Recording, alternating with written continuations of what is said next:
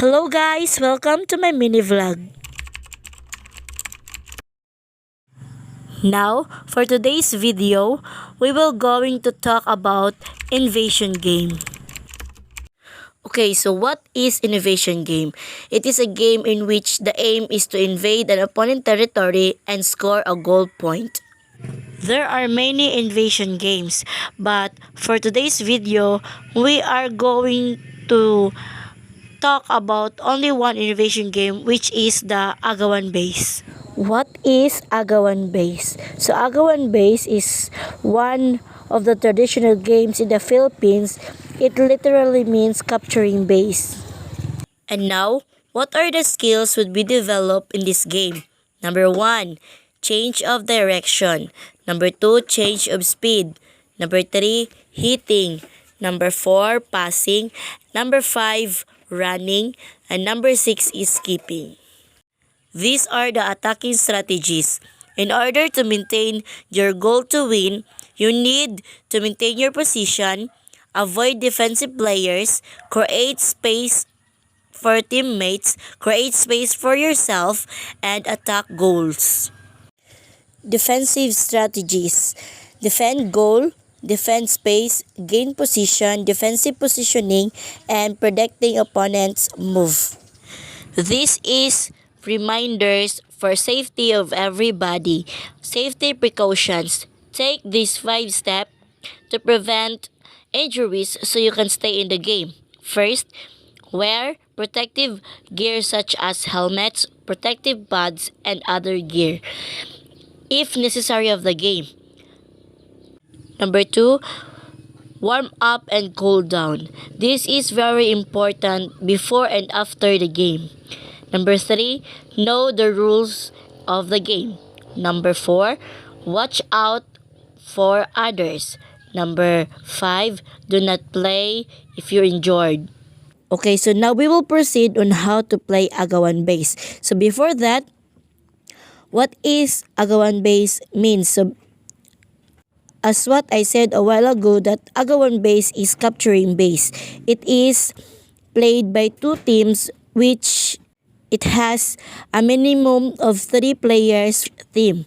This game is usually played on the beach since this game involves running, chasing, or tagging, and accidental falling in inevitable.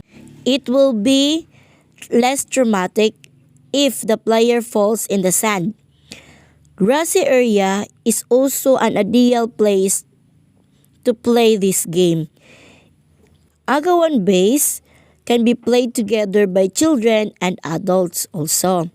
It is sort of a warlike game. The elements of health-related and skill-related fitness required for this game are speed and agility. Okay, so in playing this game, each team has a base to protect from a capturing. Once the base is captured, the team loses. The base is usually marked by digging a shallow hole about 10 in diameter and place something like beach sandals or shirt or towel or anything to make the base visible to all players. You can use a pair of multi-surface base used for standing games. The 2 bases should be at least 10 to 15 meter apart. To capture the opponent's base, one needs to step on it or touch it without being tagged.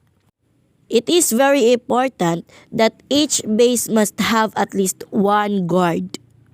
What are the materials needed in the game?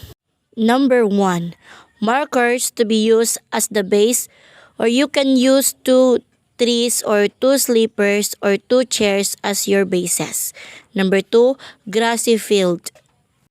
Mechanics. Here is the mechanics of the game. There are 5 mechanics that we will going to follow.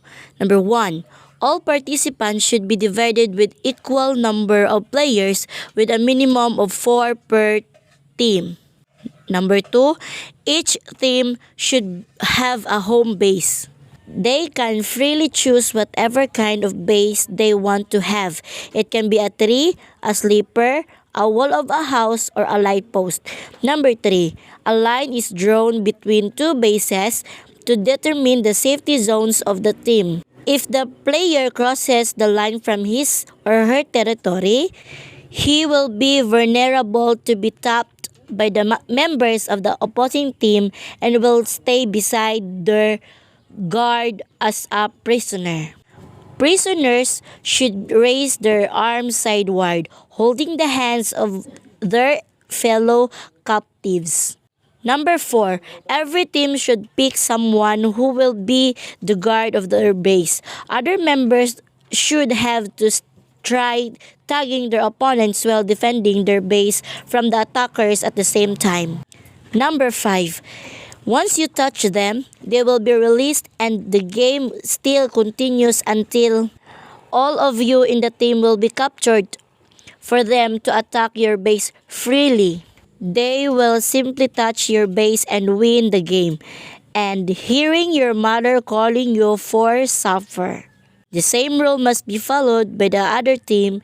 You must remember the mechanics of the game. That's all for today's video. Thank you for watching.